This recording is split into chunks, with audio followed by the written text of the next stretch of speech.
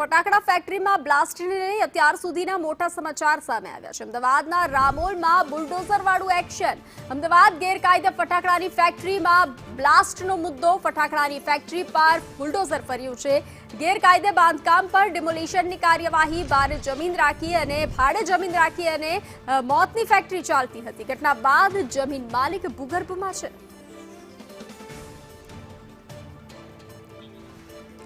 તો ફટાકડા ફેક્ટરીમાં બ્લાસ્ટને લઈ અને અત્યાર સુધીના મોટા સમાચાર। અમદાવાદના રામોલમાં બુલડોઝર એક્શન।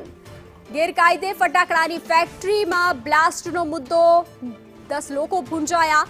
ફટાકડાની ફેક્ટરી પર અત્યારે તંત્રનું બુલડોઝર ફરી વળ્યું છે। તો ગેરકાયદે બાંધકામ પર ડેમોલિશનની કાર્યવાહી હાથ ધરવામાં આવી છે। ભાડાની જમીન પર આ મોતની ફેક્ટરી ધમધમતી હતી અને અનેક લોકો મોતને ભેટ્યા। બ્લાસ્ટની ઘટના બાદ જમીન માલિકની ધરપકડ કરવામાં આવી છે। ફટાકડા ફેક્ટરીમાં બ્લાસ્ટને લઈ અત્યાર સુધીના સૌથી મોટા સમાચાર સામે આવ્યા છે। ગઈકાલે 3:30 વાગ્યે જે આ બ્લાસ્ટની ઘટના સામે આવી હતી તેને લઈ અને અનેક ફેક્ટરીઓ બંધ કરાવી છે, સીલ કરવામાં આવી છે અને આ ઘટના સામે આવી છે। વધુ વિગતો સાથે સંવાદદાતા પ્રતિક જોડાઈ ચૂક્યા છે। પ્રતિક, બુલડોઝર એક્શન લેવામાં આવ્યું છે ગેરકાયદેસર ફટાકડા ફેક્ટરીઓ પર, શું વધુ વિગત?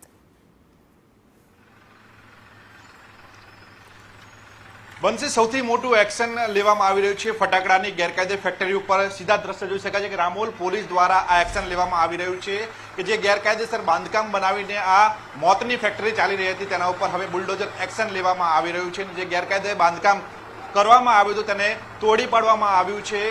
મોટું એક્શન કહી શકાય રામોલ પોલીસનું, કારણ કે આ જે બાંધકામ છે તે ગેરકાયદેસર બાંધવામાં આવ્યું હતું, તેની અંદર આ મોતની ફેક્ટરી ચલાવવામાં આવી રહી હતી, જેના કારણે હવે તેને ડિમોલિશ કરવાની કામગીરી કરવામાં આવી રહી છે। સીધા જ એક્સક્લુઝિવ દ્રશ્ય સંદેશ ન્યૂઝ પર જોઈ શકો છો કે બુલડોઝર એક્શન અમદાવાદ શહેર પોલીસ દ્વારા લેવામાં આવી રહ્યું છે। આ જે દ્રશ્યો છે તે કહી રહ્યા છે કે અમદાવાદ શહેર પોલીસ આવા જે ગેરકાયદેસર ધંધા ચાલી રહ્યા છે તેના ઉપર બુલડોઝર એક્શન લઈને કડક કાર્યવાહી કરી રહી છે।